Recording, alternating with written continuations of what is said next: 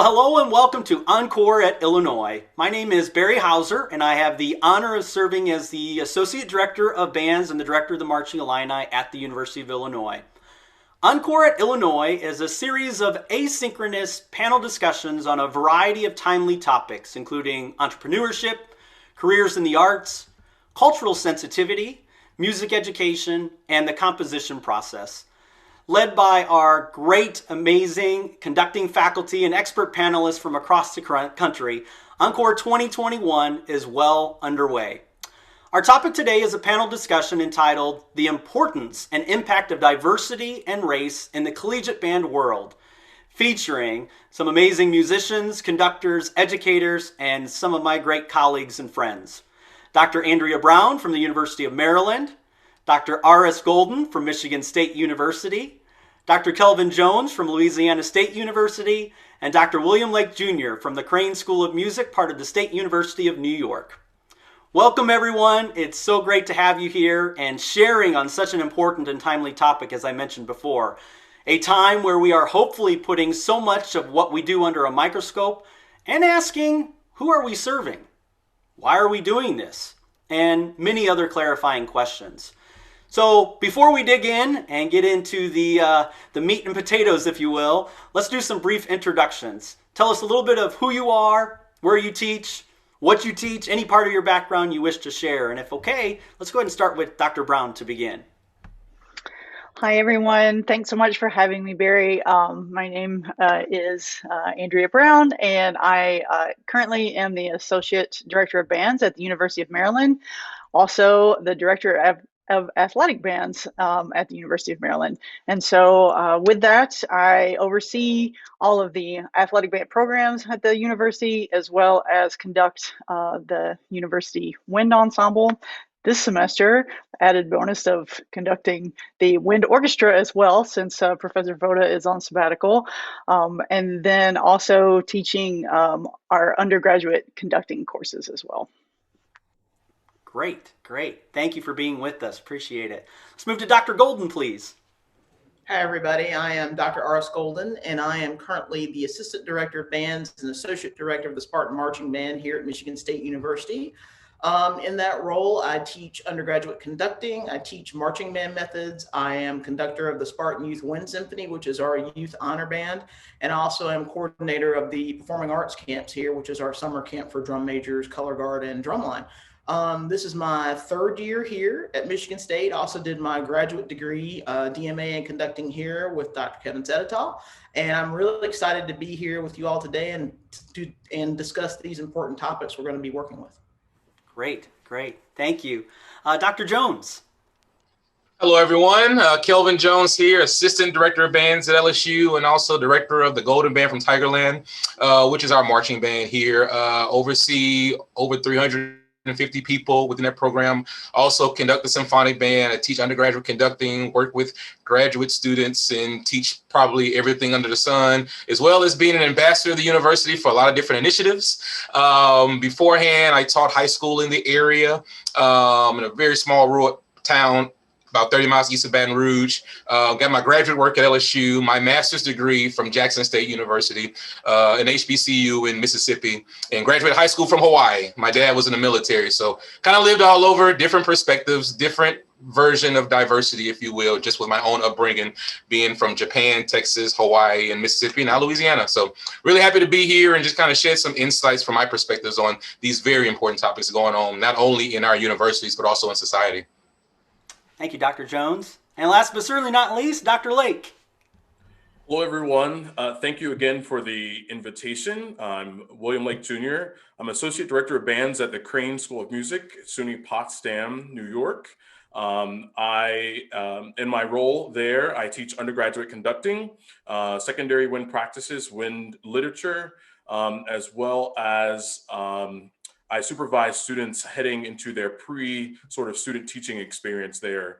And that's absolutely wonderful opportunity there. I received my doctorate degree from the University of North Carolina at Greensboro. That gives me an intersection with Dr. Brown. That's our first one. And I have a undergraduate degree in jazz studies piano performance from the University of Maryland, College Park.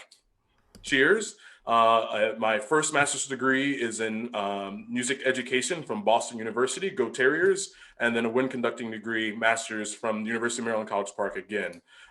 So I did that. I taught high school. I was a high school instrumental music educator in Prince George's County here in Maryland for 5 years, and just unique intersections that I think frame where my perspective for many of our conversations are. I started playing the piano at 2. I was a church musician, played by ear.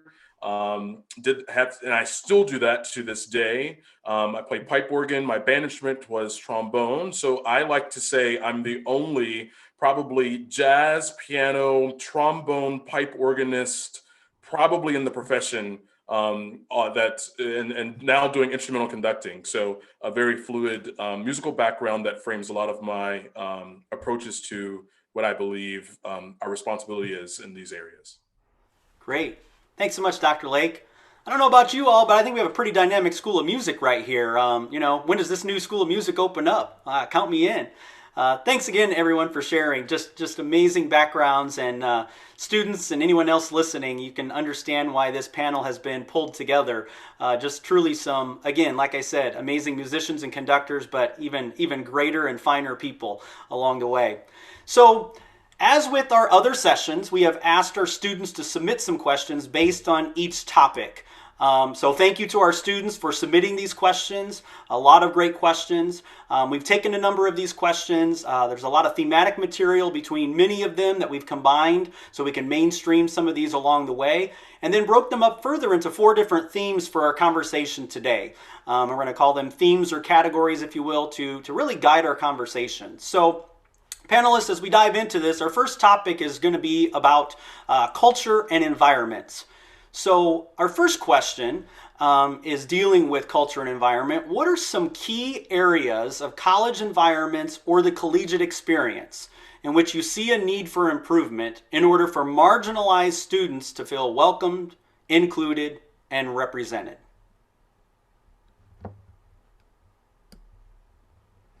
Well, I think one of the first things that, and I'm noticing this is occurring around our campus here at Michigan State, is that students need to see themselves in the environment. And I will put it very bluntly, me coming to Michigan State and me being an assistant director of bands and being the associate director of Spartan Marching Band is really key to our students who look like me in our College of Music environment. And they've spoken to this, and they've stated to me and stated to others around our College of Music how important that is to them. So I know for us moving forward as a university, we're really working to find ways, the university at large, to hire more diverse faculty and to bring more people to campus who represent more people in the world.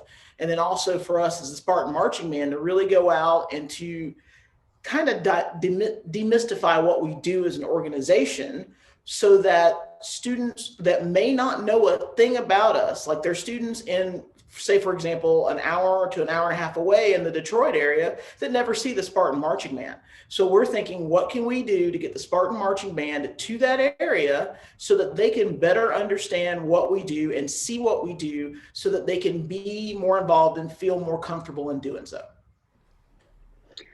I definitely agree with everything that Dr. Golden just mentioned, and I would say I didn't do a very good job of adding anything about my background. I got a little nervous in my introduction, but I'd say I have some personal experience that as well. I was the first woman director at the University of Michigan when I started there. I guess it's been 8 years ago now. Wow, time flies.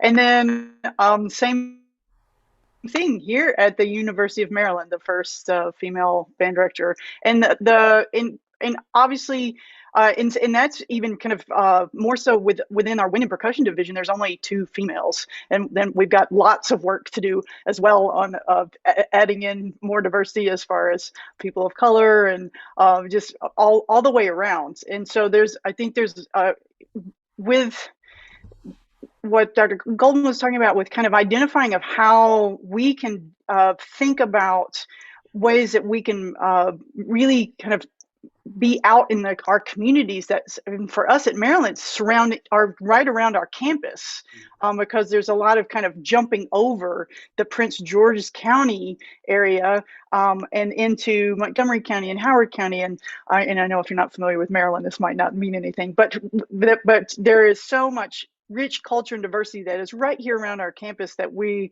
have not, I think, in recent years, like really kind of invested in. And so I think that there's, prior to, and I'm kind of getting back to the question specifically, it's those touch points that we can create well before we're talking about, like official recruiting and admissions, to say like, this is a place that you can be and feel comfortable, and you can see someone that looks like you here, and we welcome you to be a part of it. I'll just add, and it kind of co-signs with what Dr. Brown and what Dr. Golden have talked about, this idea of reflection, that students are able to see themselves reflected. And Dr. Golden talked about faculty, and I think if I were to summarize what Dr. Brown was talking about, she's talking about engagement, like not outreach, but literally in an engaging sort of relationship that's continual and ever evolving in order to build relationship. And that's critically important. Beyonce, I'm sure everyone knows who she is. In her most recent album, Black is King, there's a small little quote that I've been really thinking about and pushing out across, every time I do one of these talks. She has a line that she says, "To live without representation for so long might make you wonder if you even exist." And so that representation that Dr. Golden is talking about, she talked about it in the area of faculty, but there's so many other spaces that schools can do in order for students to encounter themselves, almost like a mirror image saying, oh, wow, I see myself. If it's in our curricula, whether it's our programming, whether it's in history, where it seems like it's not until we get to the end of the grout text, then all of a sudden there are Black people who are doing music, which is not true.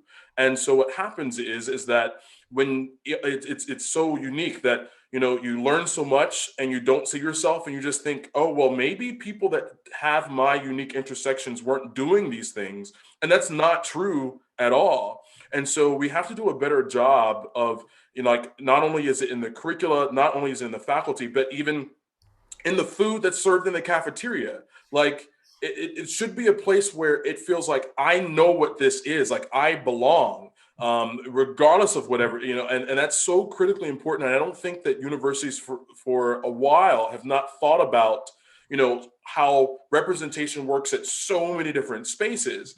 It's cool that at Maryland, they serve crab cakes in the stadium. Well, every Marylander's like, I'm at home. So we have to think about that sort of idea in everywhere, is that where can we make it feel like this is home, this is familiar to me, and that it's not that I'm always learning something new.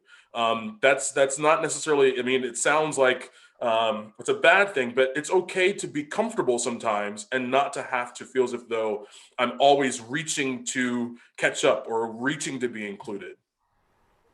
Yeah, and just to kind of chime on a little bit here, because it kind of starts for a lot of people, a lot of programs, it's almost elitist mindset of this is what we do. And if you aren't a part of what the societal norms, the canon, then it's not deemed of quality or of as much respect. So I think first is being aware of that.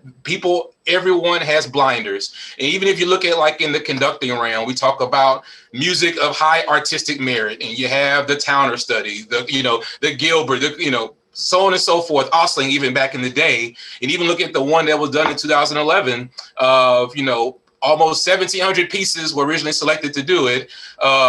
Of those 1,700 pieces, 200 were considered, pieces of high artistic merit. Every student needs to know about these pieces if you want to be considered a serious, wind band conductor.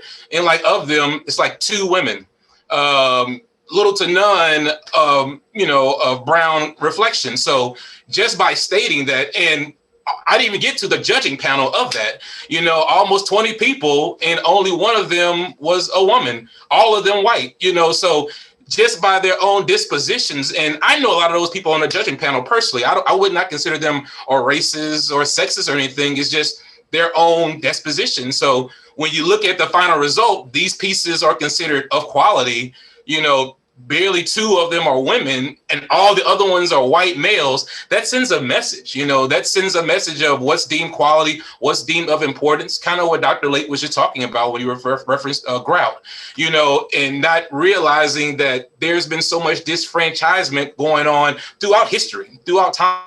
So first, it starts for me just being aware and knowledgeable of those things. To give us very specific example, even here at LSU, similar to Dr. Brown, I'm the first African-American, not only at LSU, but the first African-American to lead a marching band in the entire SEC. And football has been going on for over 100 years. And this past year, about 20 minutes away from us, there's an inner city high school. They're modeled after a local HBCU in our area, but I invited them over just to come check out a rehearsal. And there's this like fence that kind of blocks off where our building is, a Little Caesars and Burger King. So for me, it's just to make sure no ongoing traffic from those fast food places come in. But when I brought him over, he was like, man, this is my first time. He's been teaching over 30 years there. This is my first time ever on LSU's campus. For so long, that fence kind of just symbolized, you're not welcome here. You're not wanted here. So I'm not here to talk about my predecessors, because I don't think any of them were racist or anything, but there's just this barrier that people had a blinders of, I didn't know you didn't feel welcome. Like, now that I know that, we're going to be more strategic and, being involved and having this inclusive perspective.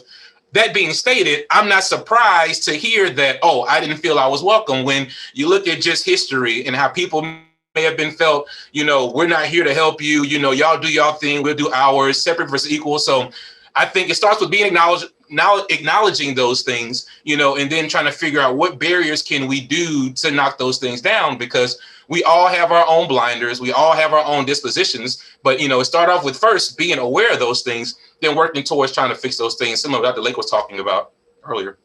Yeah. Great. Thank you.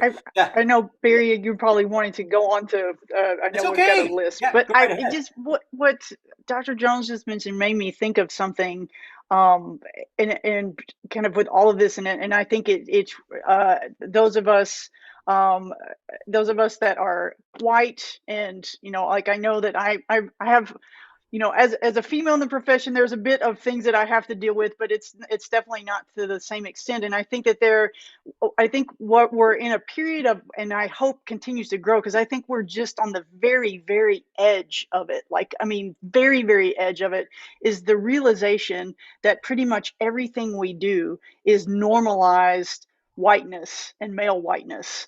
And we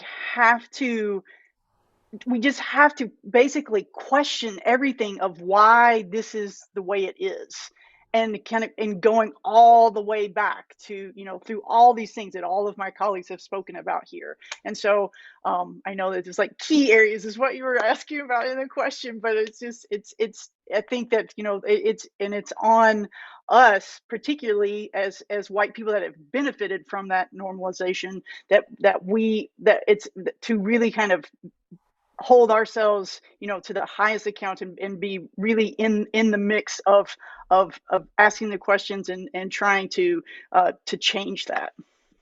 Yeah, I think that's so key, especially at the collegiate level where we have these traditions, right? These traditions that we've done these things because this is the way it's always been done. And I think, to everyone's point, we have to put everything under the microscope. We have to look through a different lens.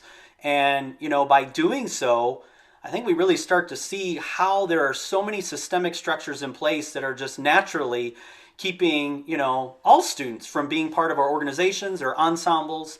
And if we want to see more diverse populations and we say we're inclusive, I think there's still so many barriers to knock down before we're really, inclusive in the mix. So thank you. And, I think this ties into this next question as we look at our culture and environment. I think there's a lot of folks, at the collegiate level that are thinking, well, you know what, I want to go ahead and create a more diverse population in my ensemble. So, to that point, what are some of your thoughts, and we kind of alluded to this already in some of your statements, but what are your thoughts on some of the present and current things, schools of music, as we look at our music major population, which again, when we look at that, and to Dr. Brown's point, there's a lot of things that have been based off of, white culture, as with these systems and structures have been put into place here. But what are these things that schools of music can do to recruit more diverse populations at the collegiate level. And I think, one of the things that I always think about is, and this isn't an excuse because we can still do a lot at the collegiate level, but I think there is something that we have to look at, the greater systemic issue of access and equity, not necessarily equality yet, but equity in elementary schools, for instance. Can we open up a beginning band at the collegiate level? I assume we could, I guess, but I mean, when we look at this, there's a lot of things that have to happen earlier, and I don't know if you have any specific thoughts or comments about that question.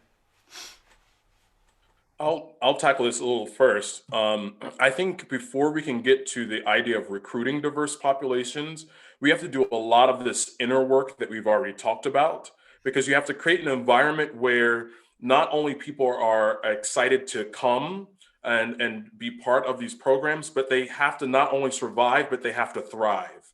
And so it doesn't work to get people into the door and then they're then faced with this sort of, I call it anti-otherness, and it could be anti-Blackness, it could be anti-Latino, anti-LGBTQIA, it could be anti-whatever. That creates more harm, because it's like, I sacrificed my fears, I came to this space, and then my experience was violent in certain ways. And I don't necessarily mean physically violent, but emotionally, spiritually, identity violent. And so that's critical that we do a lot of housekeeping work before we begin to get these students here. That's very much so important. But I think, Barry, you're correct, is that we have to go to these populations. I believe that most of our universities, our conservatories, have this idea of, you come to us, you are trying to get here, you have something that we want. Well, we have something you want. And so therefore, it's your job to figure out the application process. It's your job to figure out all of these, all of the, oh my gosh, there's 2 applications to be a music major. You've got one for the university and one for the School of Music. I didn't know that there would be 2 applications. Why do I need 2 applications for the exact same space? Is this not still the same university? And just no one there to sort of guide through the hidden curriculum, as the way I call it, of how access gives you insight, but if you don't have that access, you don't have that insight. And so it's critically important that we get off of our ivory towers and go to the students and literally teach to the test. We do it for everything else. So how about we go to our various communities and basically tell them how to pass our auditions? This is what we're looking for. This is what our requirements are. You must have this SAT. These are the pieces that are required now. And to be quite honest with you, they haven't changed in 25 years. So this is the piece. So start working on this now. And so therefore, what we're doing, it's not that we're giving something away. We're just being more transparent about how do you get inside of these spaces. I think that's one of the big things that just angers me about many schools, is that it's this idea of, you have to come to me, not me go to you. And I think that will change things immensely. And again, that's engagement, like what Dr. Brown was talking about. It's engagement. It's not outreach. I'm engaging with you to ensure that you are able to not only survive, but thrive in this space. I add on to that a little bit as far as admissions goes. And again, this is, Dr. Houser, you bring out, they're very important, that the aspect of the elementary school, right? Or that's that where we are, and that there's so much kind of development that needs to happen there as far as equity. So I'm besides engagement in the community, I'm not, at all levels, I'm not really sure how much effect we can have on that, except for just continuing to engage throughout the process, and showing, and helping to people to see that, they are welcome here in all aspects. And, because there's so many barriers as to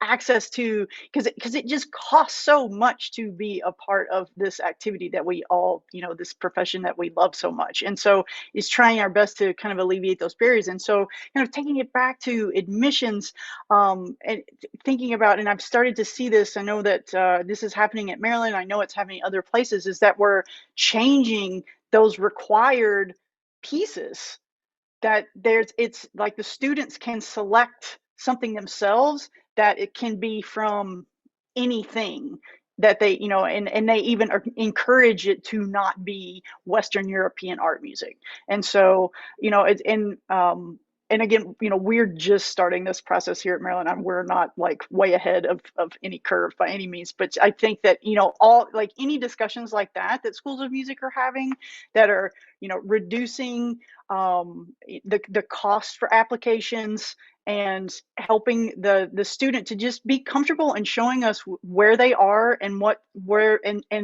and so, instead of this bar being like, you have to be here to get in this space, of like, we want to see where you are and what your potential is, and then how we can work together to take you where you want to be. Yeah, I'll just add two quick things to what my two colleagues said, which was very profound in a lot of ways. One is being careful. Well, you have to engage from a sincere place, not necessarily, I'm going to this school, check, I reached out to this Title I school, because what can easily happen, and I've seen this with colleagues I know, you have that white saviorism that happens. It's, oh, I have this great thing, I'm going to come in and save you so you can kind of come and do our thing. And so in turn, there's a rejection element to that versus and I get some people, I only work with the band if I get paid and all those things. But what if you just give from the sincerity of your heart? I just want to go here and have a genuine effort to give outreach to your community. I'm at LSU, as a flagship university of Louisiana, and one of our mandates is the outreach, to uplift our area, uplift our state. And then if I work with this program or this student or these kids and they come to LSU, cool. If they go somewhere else, cool. I'm not giving my services with the hope of an ROI. You're going to come in to here. That's a Kelvin philosophy there. So that's one. Two, I think the good thing of this pandemic, it kind of helped a little bit in regards to equity, because now a lot more people are going to like virtual auditions. So whereas, okay, I live in California and I may want to go to LSU, but I got to buy a plane ticket. I have to, first apply, right? Which is a fee there, plane ticket, hotel or Airbnb, wherever you stay, food once you're here, transportation, all those factors. Now you just pop a camera, play your excerpt, send it in. And so it's given, I've realized through the marching band, it's given us a whole lot more access to people, even just talking to people, where it was all right, you'll be in town, let's meet up on this time. Now are you free in 10 minutes? Pop on Zoom. We're able to talk to you wherever you are, Louisiana, Mississippi. So those things have helped us just add access and kind of help the equity aspect of things. Whereas if a person couldn't financially afford to come visit or come and do an actual audition, we kind of circumvent those things on a surface level. Of course, there are a whole lot more areas we have to shore up, but that has been one of the positives about this pandemic we're under. We're able to access people more readily than we have been before. Yeah, great. If okay, let's move to our second theme. One of our second themes revolving around programming and repertoire. Right, here we go. As we look at this, some great questions here and things that we all continue to work on. How should we as music educators, and this is going to be, every level. So, our music education students that are out there, let's think of, those students, and let's think of also, current music educators, approach prioritizing programming works by people of color, women, LGBTQ+, without it looking or coming across as tokenization? So it's a great question, and I think it's a space where particularly those with the intersections of race, culture, white often really wrestle with, because it's like, how do I not make this not come across being genuine? And I think it's how you present the artists and the art. So if you champion the piece just like you would anything else, great. Because your students will notice if you have a certain affinity for something, and then like the other piece is sort of like this fly by night, sort of like, okay, this piece gets 25 minutes, but yet this seems to always get like 7 minutes, and it seems like it's just really quick. No, like you have to give it the rehearsal integrity and the programmatic integrity that you would with anything else. So that also means that if I'm doing Mozart, one of the serenades, I'm going to read some treatises about ornamentation from the classical era, and I'm going to like do some research and find like period instruments, like what did this sound like, and watch like 6 or 7 recordings, and then, you know, read some dissertations. I'm going to go do my research. I'm going to do the work. The exact same thing must be true if you are doing Omar Thomas's Come Sunday. You know, this is a piece that comes from the Black church, where I don't need to do the research. I've been playing the Black church all my life, okay? But if you're outside of that space, you might need to get on YouTube and watch G.E. Patterson preach, or watch the Church of God in Christ, or understand the connection of faith and oppression and the Black experience, and what this music is, and what is the ring shout, and what is speaking in tongues, and what's this whole charismatic sort of Holy Ghost kind of thing that looks very different than my Catholic or Episcopal church or just my white church experience, right? And so I think part of step one for me, and really it is the big thing, is you have to do your homework, because not only will the artist know if they're a living composer, but if I'm a student that has a unique intersection with the piece that you're presenting, I know immediately, orally, whether or not you really have studied, you know, what this unique sort of genre or what this voice is. And so you can actually do harm and not even realize it, because your students so it's like, if you're going to go there, you better go there and go there with like all the integrity in the world, or otherwise that's when it becomes tokenism, in my opinion. And I think sometimes, to tag on to what Dr. Lake was saying, it has the quality of feeling checklisty. So for example, yeah, I'm just going to go ahead and say it. If you're doing your once a year concert of women composers, that's going to me, straight up be tokenism. And here's why.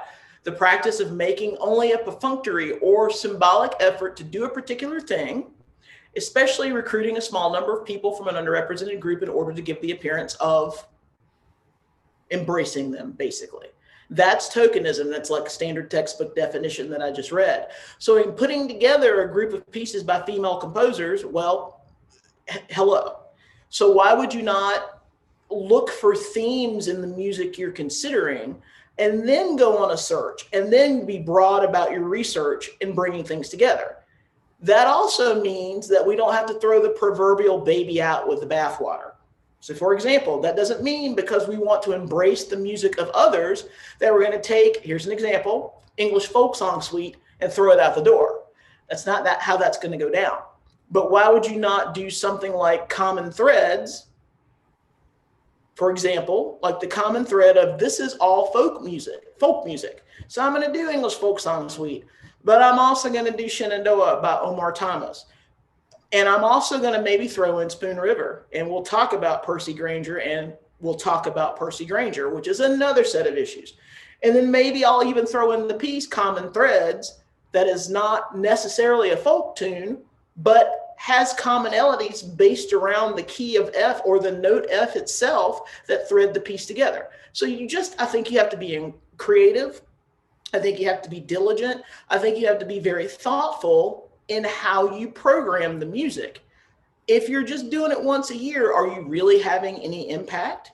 But if you come to the table or come to the concert stage every single time you're there, and you're approaching it from here's the unification, here's the combination, here's the featuring of all these musics that have this same commonality or this same thing that they share, just think about how that's going to impact the audience, the students, everybody involved differently than just that one checklist thing.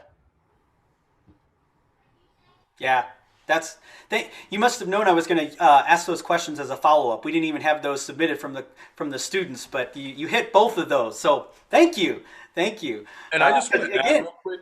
Yeah, Just being totally honest, if we're really honest, concerts that lack diversity are boring. yes, Every single piece sounds the same. Like the people are all from the same sort of cloth. And I hate to make anyone sound like they're monolithic, but just sort of how, you know, you go to school, you study with these composers, so they, you know, your teachers end up brushing on your style, and you get people who have all the same lived experiences within certain averages.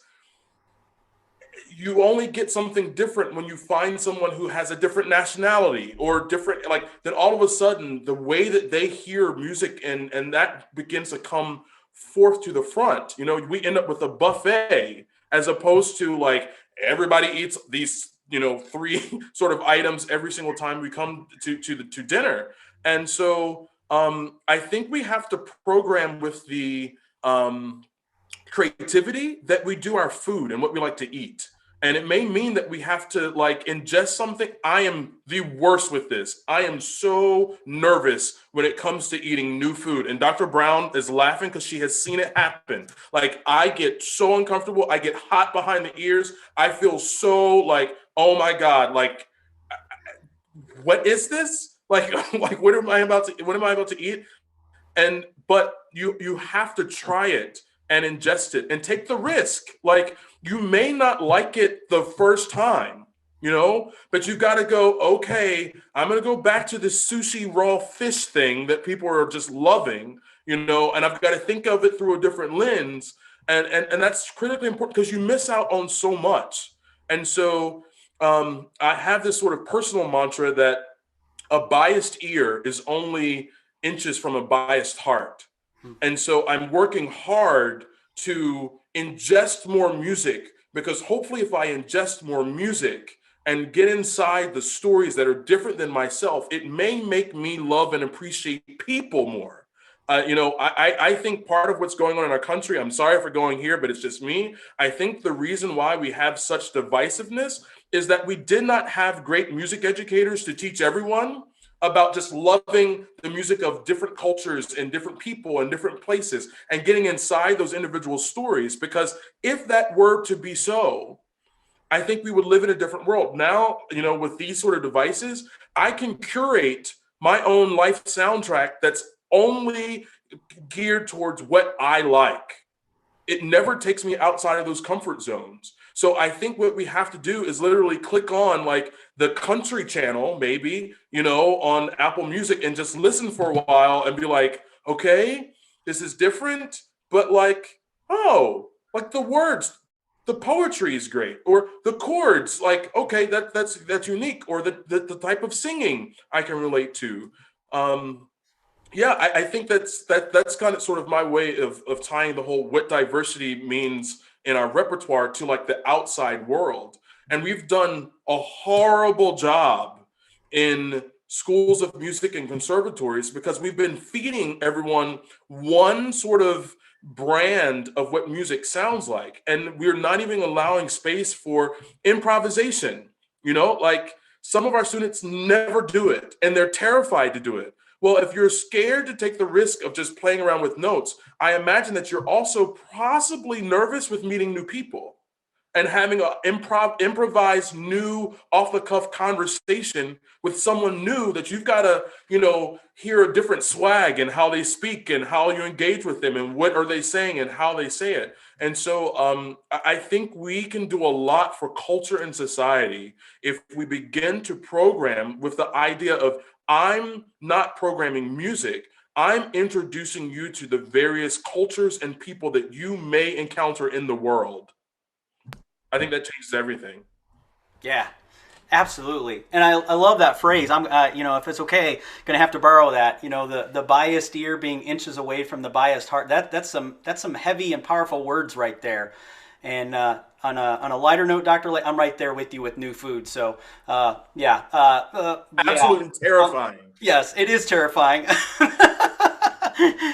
Um, Maybe a quick round the room answer here. I'm not trying to put anybody on the spot, but I think we've hinted upon this. We've said this directly. A lot of times in our schools of music, there's a certain way of thinking in terms of this repertoire selection. So maybe we've got students out there, or even current music educators, that just don't know where to go for resources to find, these uplifting and places where we can find where we're highlighting underrepresented composers and musicians. So where are some of your go-tos to find some of these pieces, some of these people, some of these great works that may not be highlighted like our other places in terms of highlighting white composers?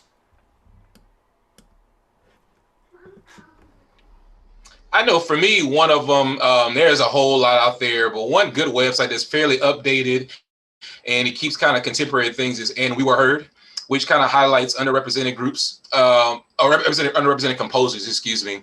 And then there's like other artistic instrumental angles like the Sphinx organization that has a huge diversity outlook, especially in the orchestral realms as well. But those would be my quick two.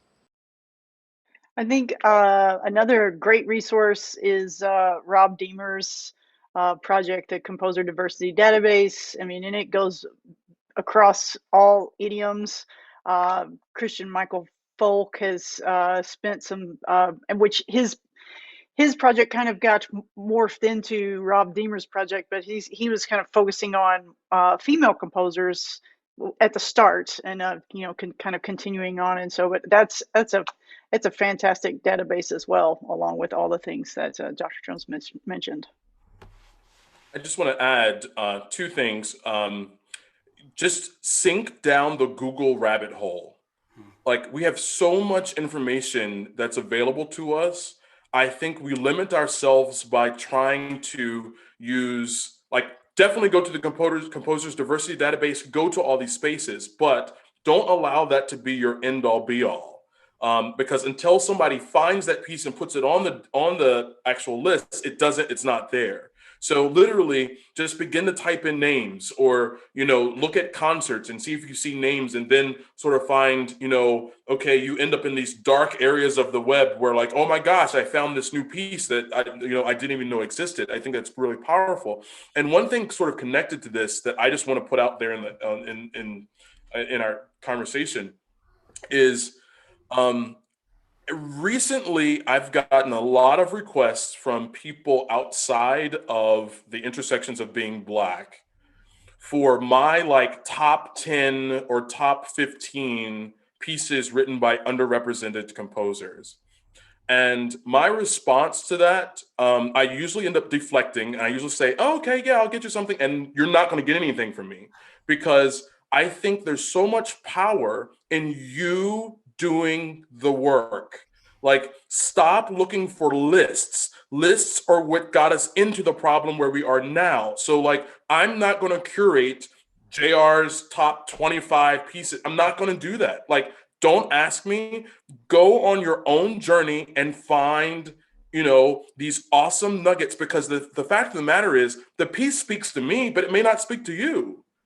So then you're not even able to champion the piece based on your own musical merits, your own musical values, your own artistic tastes. You're just borrowing what worked for me, and you're sort of putting it over there for yourself. So I just think it's really important that we're all okay and realize, go on the journey. That's one of the awesome aspects. That's the reason why I became a college, conductor, because I wanted to get away from the state list. I was like, I just want to find music and play it, and not have someone breathe over my neck telling me their thoughts about it, and I think that's one that's really huge. And I also think, I guess it's three and I'm gonna shut up. We can stop, everything we play doesn't necessarily have to be curated wind band music that somebody else did. Why is it that we can't have arrangements of more popular tunes and things? And it may mean that we have to get behind some notation software and write some things for our students to be able to intersect with music outside of this space, because why are we so limited to things that sound like classical wind band music? You know, the marching band world does it really well. Like a piece comes out, Kelvin Jones and LSU are playing it at the competition, like boom, bam, there it is. He's got the rights, he's got the royalties, and it's hot. Like we may have to start doing that. The most popular genre of music consumed in the United States of America is hip hop. When's the last time anybody's concert band involved hip hop of any sort? We're missing out. And if we wait for somebody else to sort of give us the popularity, we're just going to continue to be farther and farther behind. Yeah. No, great advice, great resources. And again, Dr. Lake, to your point, I think, and we all know this here, right? I think we've unfortunately in our profession have put this cookie cutter image of what we have to be and what we have to do to be a good band director or a good conductor or a good musician. And there's all these expectations, let's not even get into the word of excellence, right? Here's our definition of excellence, and here's your definition of excellence. We're not even going to go down that rabbit hole. That's a whole nother conversation, as we all know. But I think we have so many people that look up to their role models and their mentors, and those role models and mentors have said, well, this is what you have to do to be great. If you want to be, such and such, and you want to make it to this level, whatever that means, for that particular setting, then you have to play these pieces. I think we've got to, we all, I'm sure, are in this mindset. We've got to break away from this, and we've got to say, hey, you know what? Follow your heart. Follow your heart and do what's best for your students, do what's best for you. And if that breaks down barriers from what is expected, why not clap in between movements when we're in a classical recital? Why not? If you appreciate it, why not? Why don't we show that? Why do we have to follow all this formality all the time? Okay, now that people hate me, we'll go on to the next topic. Okay, great. But truly, I think, we've got so many things that music has to be this. And this is why hip hop is the most consumed thing and classical is the lowest on the list. Okay, let's move on. So next category and theme here, ensemble participation. So as we look at, and particularly I think, large ensemble setting is what we're looking at here. So how do we promote diversity, equity, and inclusion? And as we all know, these mean some different things here. We can't merge these all together. These three terms are used, I think, this is my personal take, used too often together, and they all have very different meanings. So how do we promote these items, if you will, beyond the repertoire conversation with the large ensemble setting?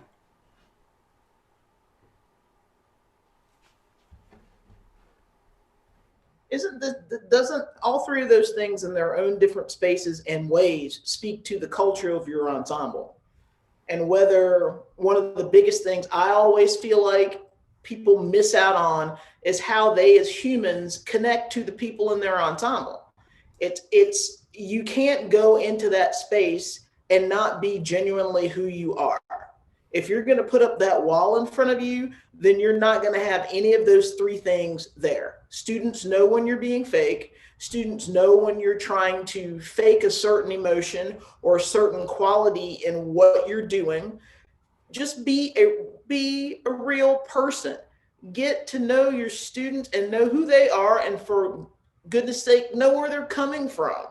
That goes so far down the road to making the place welcoming for anybody who walks in the door than I think people give it credit for. It's like I go to rehearsals here and there and everywhere, and I can always tell when I walk in the room, it's like, this person knows their students, because the kids are interacting with the teacher. The kids are just walking up to the teacher. They're telling them how their day. It's just all of those things that we kind of just go, it's about the repertoire and it's about the music, but it's about the people too. In fact, I would argue perhaps it's about the people first.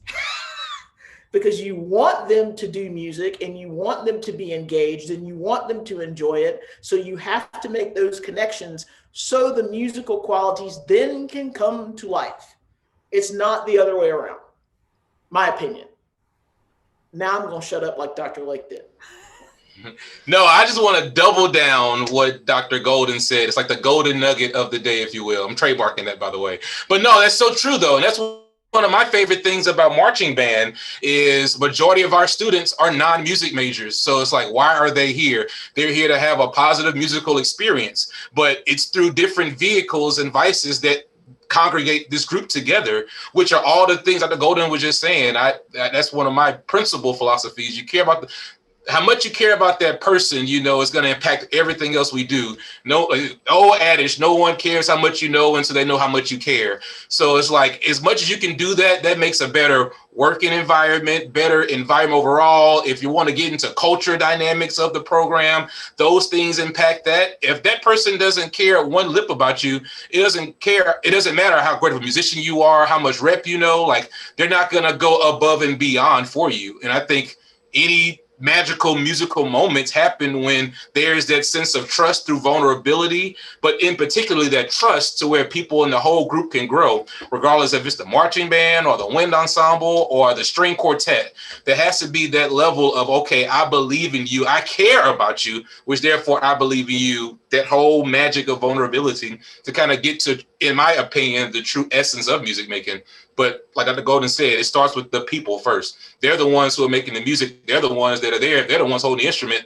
If there's not that, no instrument's going to play by itself, at least not right now. Maybe they'll invent an instrument in 5 years to do so. But until the meantime, you need the people to make the music. The only thing that I add to that at all is just thinking about how you start the semester or how you get started with the ensemble. And Dr. Golden's already kind of alluded to this, but and it's definitely an idea stolen from multiple people. But is finding a time very early on, like right at the very beginning, to meet individually with all of your students. And that way, I mean, we think we have pretty good idea of kind of how we're reading folks in the ensemble and in the rehearsal.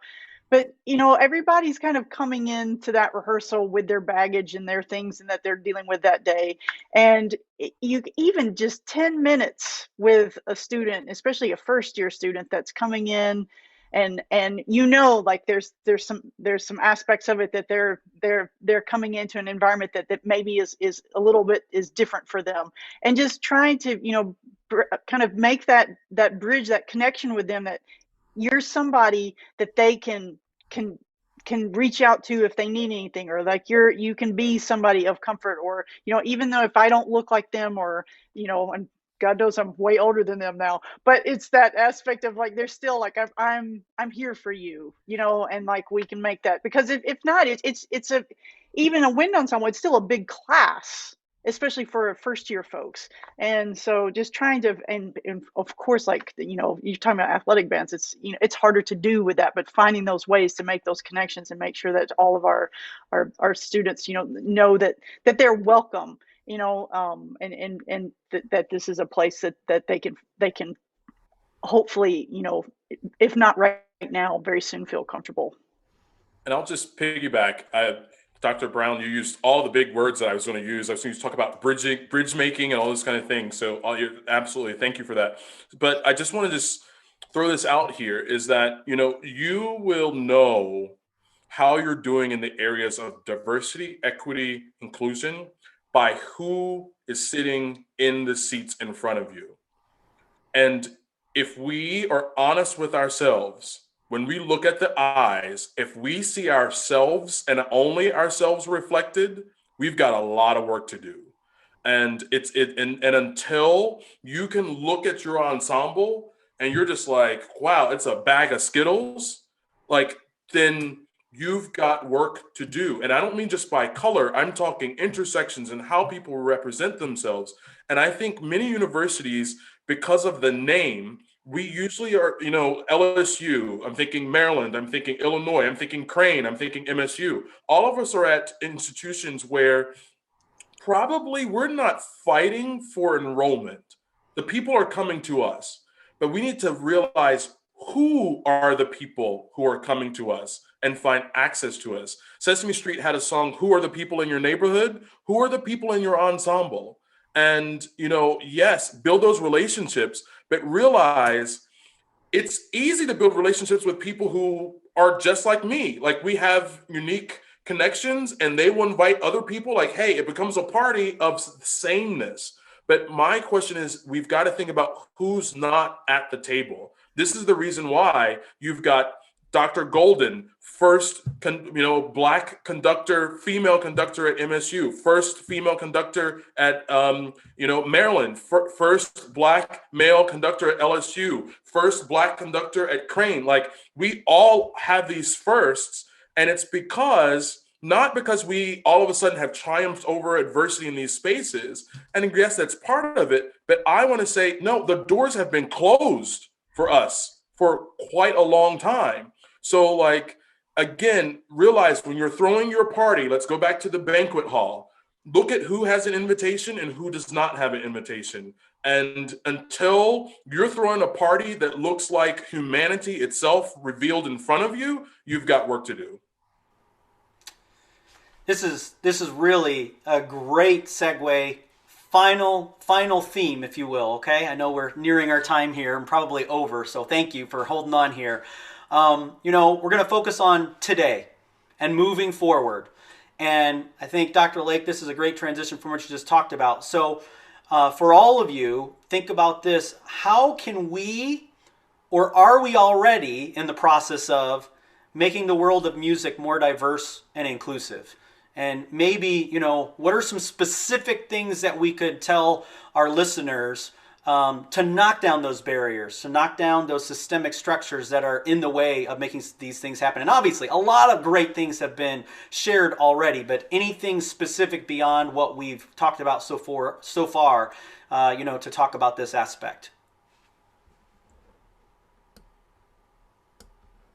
Well, I will say this first, just kind of, again, I go back to it's a lot of us that are in positions of privilege or have lived in experiences of privilege that we have to do the work. We have to be ready to do the work. We have to be willing to do the work. And some of that work, the hardest part is helping other white people realize that we've got to do the work. And those people are more than likely in positions of power more so than you're in. And particularly if you're a student right now listening to this, you might think you don't have, a lot of, like, you maybe, you are, you're figuring this out and you want to, try to do something. And I think it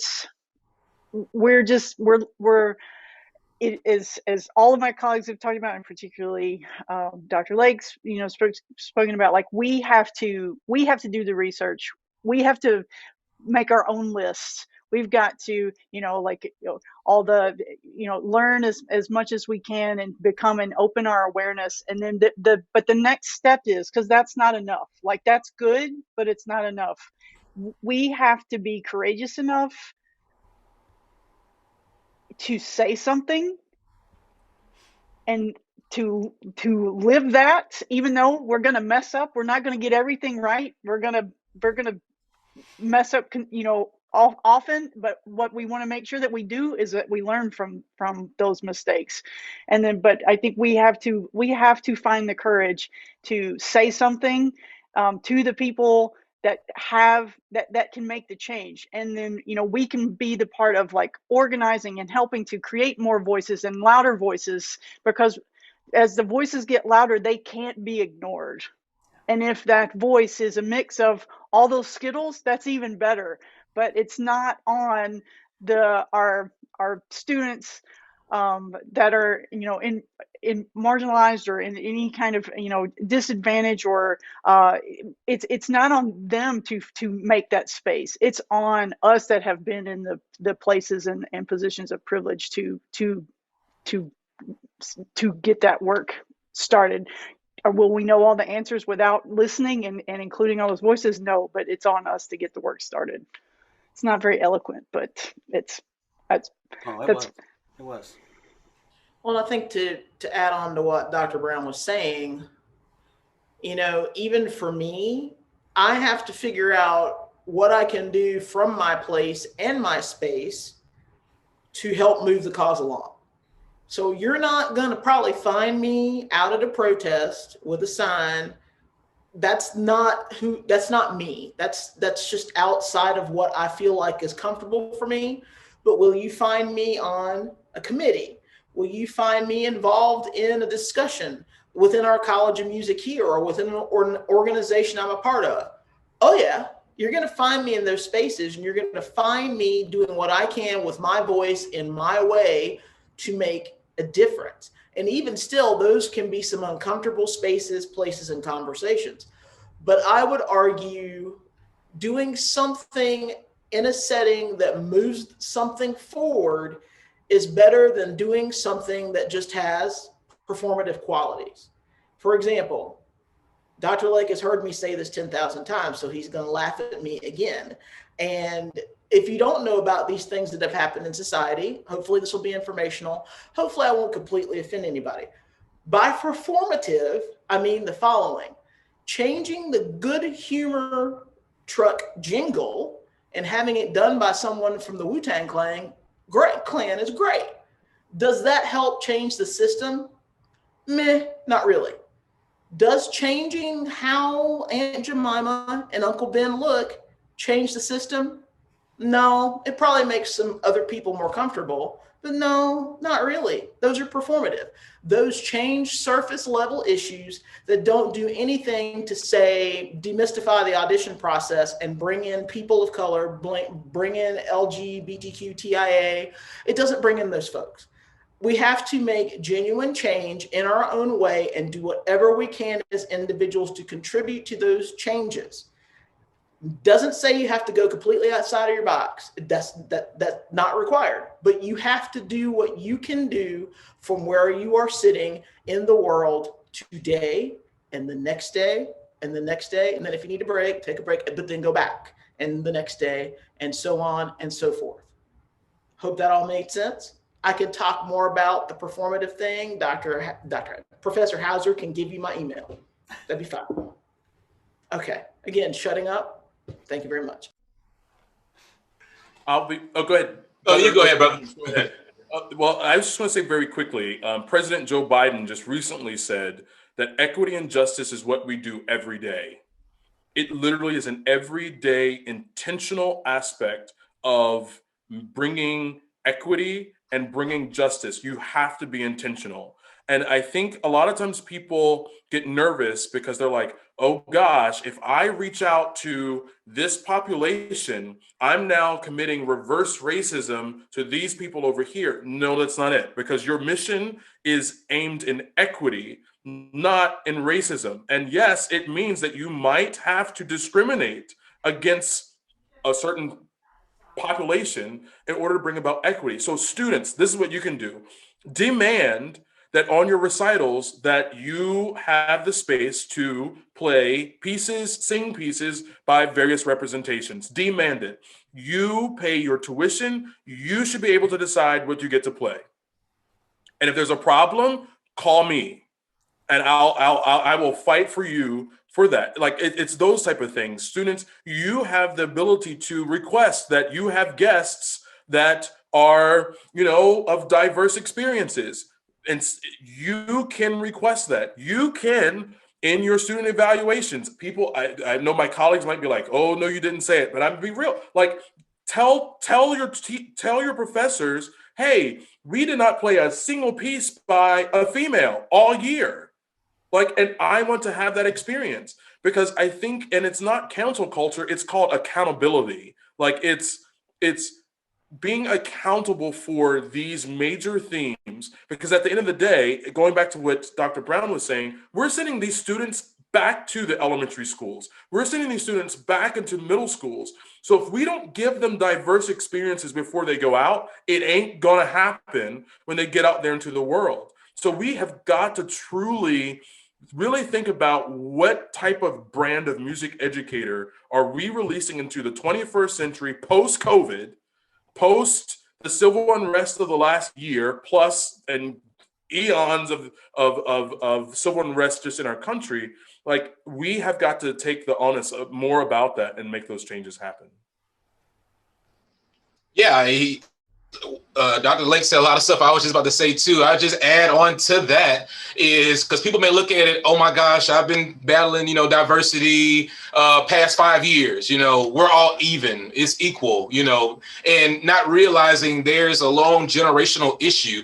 Just if you look at in America, 1619 slaves first got here. They didn't end slavery until 246 years later. So great grandparents, that's like, you could say 10 generations. Then after that, you had segregation for like 90 years. And then from there, the Civil Rights Act happened. And then in the South, it took a little long to get there. You had Jim Crow, and then even though Jim Crow was done around the 70s, depending on what part of the South you were from, it really wasn't really, I put it this way. I know of a school in Louisiana that had their first integrated prom in 2006. White kids go on Friday, black kids go on Saturday, 2006. So just look at all those things and now kind of here we are. So we're talking maybe 2 or 3 generations of this new normal when you've had historical issues hundreds and hundreds and hundreds of years. So things won't happen tomorrow. They won't happen just then. So while, yes, demand change, that's how you evoke it, but realizing there are a lot of systemic barriers that have happened. Don't even get me on women's rights, being allowed to vote, being allowed to open a bank account, until just this year we have, or depending on who you say, this year or last year, the first black female vice president. So, there are a lot of things that are happening. So it's not ignoring the past. I think in order to know where you're going, you have to know the past so you don't repeat it, but not being ignorant to that fact of, well, I've been programming these things for 3 years, I'm Captain America or something. It's like, no, these are just little hills on these boulders that people have been going through from my ancestors to hopefully by the time 100 years from now, these issues are out the norm and we're into a new normal society. But don't just take it because you've done something recently, all has been changed and all is right in the world. No, there are a lot of issues with that. It's just like, in my opinion, people talk about all lives matter. Right now we're dealing with COVID. Do you say, oh, we have COVID relief? Well, what about AIDS? No, all viruses matter. What about cancer? No, it sounds idiotic, but that's kind of where we are here. So Dr. Lake was kind of talking about the equity portion of it. Those things, that's an issue there. We have to work towards a society to uplift that so we can then have it to where truly all peoples and perspectives and lives truly matter. But history kind of indicates that we have a long way to go in that regard. Yeah, great. And on that, again, just amazing time. So thank you panelists for sharing your insight, your personal beliefs, ways to make sure our current and prospective students feel accepted, loved, and respected. We've talked about that. It's about people. In terms of the competitive world, it's about people. It's not about trophies. So as we look at this, so important. We have an opportunity to truly build a community in our ensembles in order to cultivate those more authentic and certainly powerful and musical experiences. By using what we have heard from our panelists today, make the change. There's a lot that they've given us to think about, but we have to these are action items. These aren't just things to think about, right? We've got to go out there, make the change, and by doing so, we together can serve as an example for the rest of the world to follow. Music has that ability to change the world. We all know that. And that's why we continue to do this every day. Being intentional. Great words of advice there. So thank you, everyone. We look forward to seeing you in our next Encore at Illinois. Take care.